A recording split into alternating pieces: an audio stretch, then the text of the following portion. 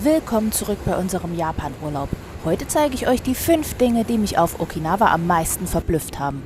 Nach dem Intro geht's los und ich erzähle euch die Story von Anfang an. Japan, ein faszinierendes Land.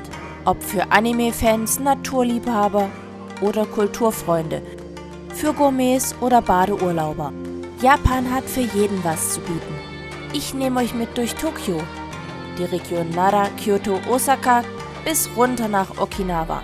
Los geht's auf eine aufregende Reise ins Land der aufgehenden Sonne. Am 15.04.2023 packten wir unsere Koffer und verließen Nara. Auf dem Hinflug waren wir von Tokio Haneda nach Osaka Itami geflogen, doch unser heutiger Flug startete auf dem Flughafen Kansai. Und der liegt auf einer künstlichen Insel mitten im Meer. Aufschütten und Bauen kostete rund 20 Milliarden US-Dollar, doch die Lehmschicht im Ozean hält offenbar nicht so gut wie geplant und sackt immer schneller ab. Die haltenden Pfeiler müssen jede Nacht nachjustiert werden. Das ist eher ein geologisches Thema, aber für alle, die sich dafür interessieren, habe ich einen interessanten Link in die Beschreibung gepackt. Okinawa war mein Sehnsuchtsziel seit meinem ersten Besuch von Japan 2008. Okinawa ist die südlichste Präfektur Japans und umfasst 363 subtropische Inseln des ehemaligen Königreichs Ryukyu, das sich etwa in der Endphase des europäischen Mittelalters hier aus 3 Königreichen bildete. Sie liegen etwas mehr als 500 Kilometer von der japanischen Hauptinsel Kyushu entfernt. Nach 2 Stunden Flug setzten wir zur Landung an.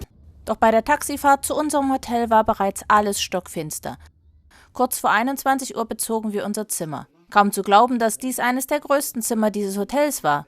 Wir räumten die Aufbettung ein wenig um wenigstens unsere Koffer abstellen zu können. Hier ist die Toilette und daneben das separate Bad mit einer Extratür zur Dusche, von der aus eine Extratür auf den Balkon führte. Auf dem Balkon befand sich ein riesengroßer Tonbottich, in dem man sein privates Onsen zelebrieren konnte. Cool. Im Hintergrund seht ihr die Lichter des Hafens. Und das ist unsere Aussicht aus dem 12. Stock auf Naha. Und so sieht die Stadt bei Tag aus und da fährt gerade ein riesiges Kreuzfahrtschiff in den Hafen ein. Und das dort ist unser Hotel. Wir wohnen im 12. Stock. Mein Sohn Andreas und ich waren eher wach als mein Mann und wir gingen kurz was frühstücken und die Umgebung anschauen.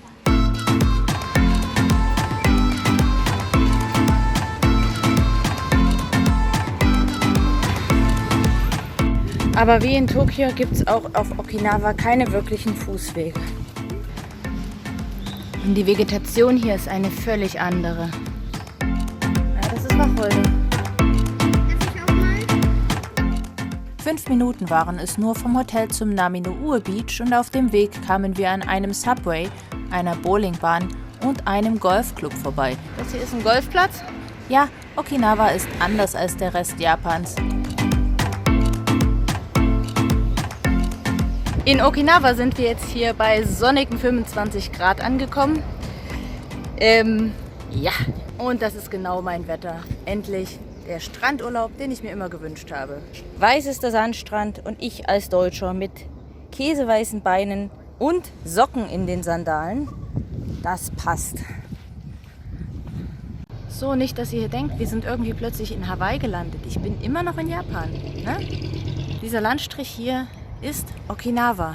Das ist wie Hawaii, nur japanisch. Wir haben ein sehr schönes Hotelzimmer mit Dach-Infinity-Pool, den werde ich euch noch zeigen demnächst. Da hinten ist unser Hotel. Und das kostet für uns 4 Personen ungefähr so viel wie 3 Tage in Tokio. Für eine ganze Woche hier.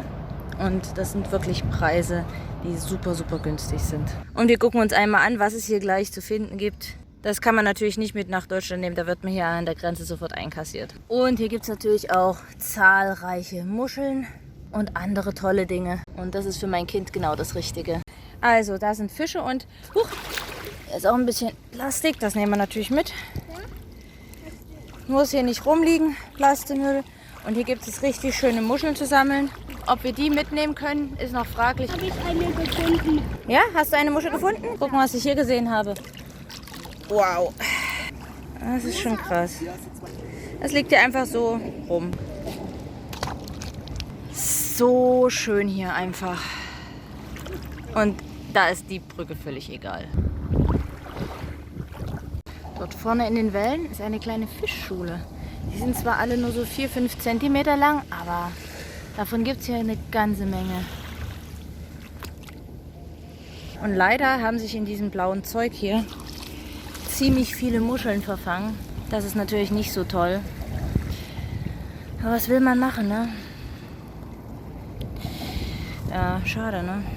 Also es ist, liegt hier einfach am Strand rum. Und hier gibt es wahrscheinlich auch sehr große Muscheln, wenn ich mir das hier anschaue. Die erste Sache, die mich verblüfft hat, ist, wie viele Korallen hier einfach so herumlagen.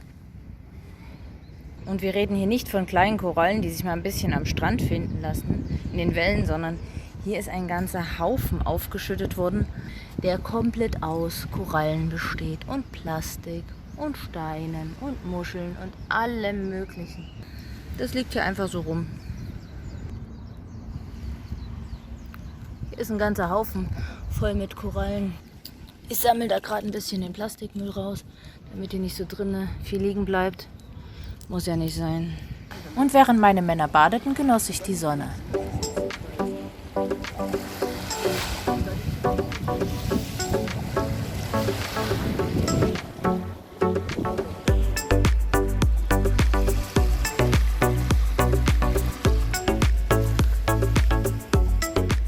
Und du siehst, wie oft das Meer dort dagegen geschlagen sein muss, dass es das so stark unterhöhlt hat. Aber noch ist es nicht zusammengebrochen, aber irgendwann bricht es zusammen. Ja, und ich möchte dort mal in die Höhle dort reingehen. Das machen wir jetzt. Wir gucken, ob wir dort einen Piratenschatz finden, okay?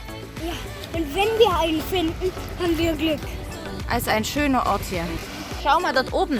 Da wachsen Agaven oben drauf auf dem Felsen. Siehst du das? Ein Piratenschatz in der Höhle? Alten Piratenschatz finden. Weißt du warum? Nein. Weil die Gold verstecken und die anderen verstecken nur noch Drogen.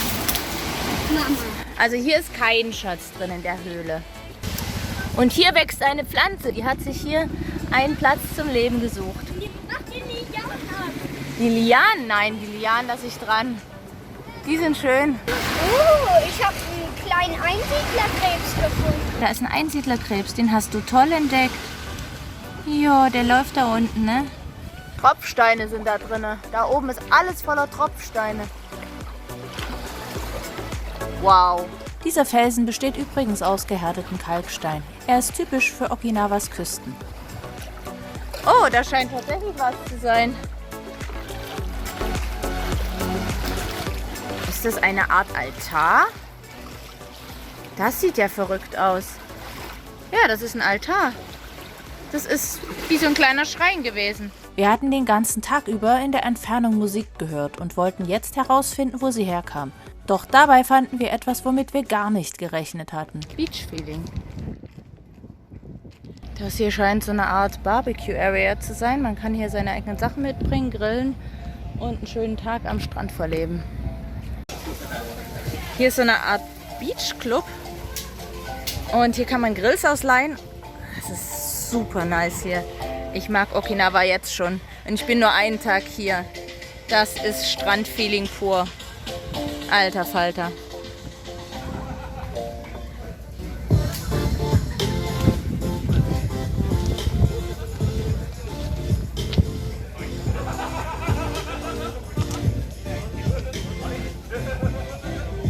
Wir trafen auf eine Gruppe junger Locals und kamen sofort ins Gespräch. Sie gaben uns ein Bier aus und schlugen vor, hier einmal einen Tag zu verbringen. Mit ihnen unterhielten wir uns noch lange. Die zweite Sache, die mich auf Okinawa wirklich verblüfft hat, ist, wie super locker die Leute dort alle waren. Die Surferboys mit den langen Haaren passten so gar nicht zu dem Bild, was wir aus Tokio und Kyoto kannten. Also beschlossen wir, am nächsten Tag einkaufen zu gehen und den Nachmittag hier im Barbecue Beach Club zu verbringen. Die sind aber viel zu klein zum Ernten, die Kokosnüsse. Die dritte Sache, die mich verblüffte, aber auch begeisterte, war die unfassbar vielfältige Vegetation. Und ja, wir waren hier viel zu Fuß unterwegs. Japan ist bekannt für seine pünktlichen Züge und für die reibungslosen ÖPNV, aber auf Okinawa gibt es kaum Bahnen. Das hat mich auch verblüfft. Das hier sind Fußwege, diese grünen Streifen auf der Straße. Und die Straßen und Fußwege sind in der Regel sehr, sehr, sehr sauber. Aber dass Japan ein Müllproblem hat, möchte ich hier auch nicht verschweigen. Der Baum trägt Früchte, die aussehen wie kleine Bananen. An diesem Abend gingen wir Pizza essen und ich muss ehrlich sagen, dieser Laden machte eine der besten Pizzen, die ich je gegessen hatte. Und sie wurde sogar vor den Augen der Gäste zubereitet. Bei gemütlichen 22 Grad liefen wir zum Hotel zurück und wurden dabei von einem Flughund überrascht. Ist das ein Affe? Nee, das ist eine Fledermaus. Flughund. Das ist ein Flughund, ja? Das ist größer. Da ist er. Ja. Flughund. Ja, hast du mit einer Fledermaus was nicht? War viel zu groß. Und diese Strandblumen hier, die blühen nur nachts, wie es scheint. Tagsüber habe ich die hier noch nie blühen sehen. Sehr schön. Ich war gerade noch im Onsen baden. Da muss man so ganz komische Kleidung anziehen. Aber es war richtig toll, schön warm. Jetzt habe ich hier oben noch die Aussicht und genieße noch ein bisschen den Abend. Ich wollte euch noch den Pool zeigen. Unten darf man nämlich leider nicht filmen, aber jetzt ist der Pool gerade geschlossen. Also, das ist der Pool. Schön beleuchtet, auch nachts. Und dort hinten ist der Strand und das offene Meer. Am nächsten Morgen standen wir spät auf und gingen einkaufen.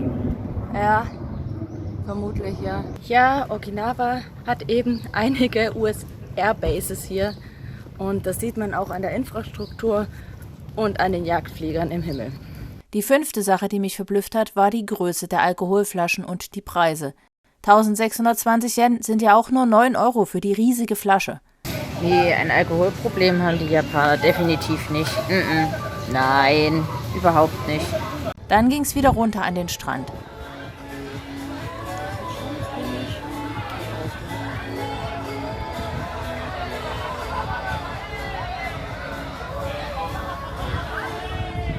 Heute haben wir eine tolle Burg gebaut. Dann kamen die Männer mit der Kühltasche und wir gingen zum Barbecue-Bereich und mieteten für 35 Euro eine Eckcouch mit Grill. Und wir waren hier direkt am Meer und konnten in den Hafenbereich sehen.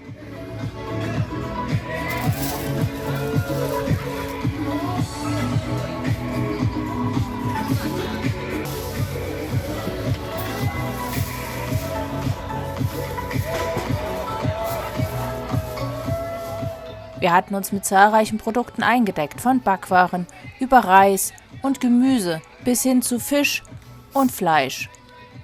Den Tisch mit Grill hatten wir theoretisch für 24 Stunden gemietet.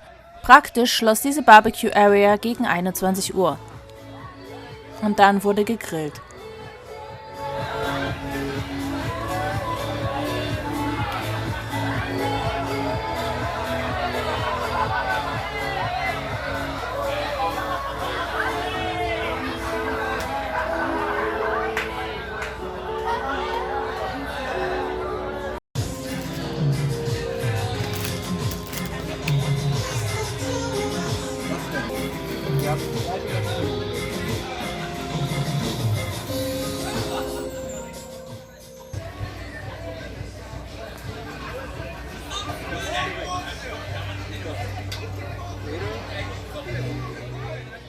Und die Sonne geht gerade unter.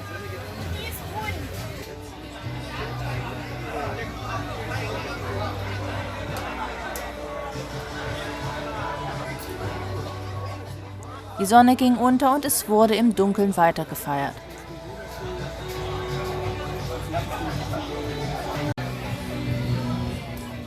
Im Hintergrund legte das Kreuzfahrtschiff ab und verließ den Hafen. Und auch Militärhubschrauber kamen vom Flughafen her angeflogen.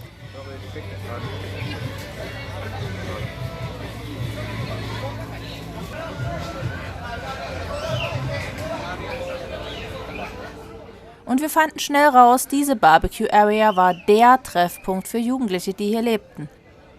Eine Gruppe war anscheinend eine Schulklasse, die hier ihren Abschluss feierte. Das waren unsere ersten Tage auf Okinawa. An den nächsten Tagen werden wir mehrere Ausflüge machen. Abonniert also den Kanal, um das nicht zu verpassen. Lasst einen Daumen hoch und einen netten Kommentar da und damit sage ich ciao, bis zum nächsten Video.